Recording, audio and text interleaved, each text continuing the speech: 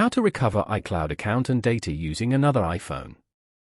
To get started, first of all go ahead and open up the Settings application on your phone.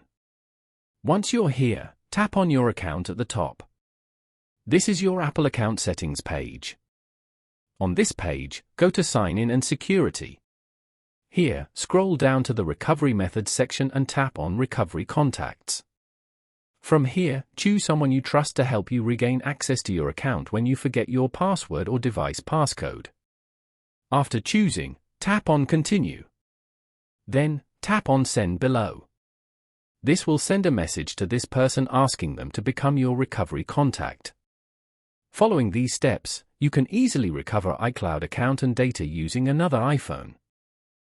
Thank you for watching.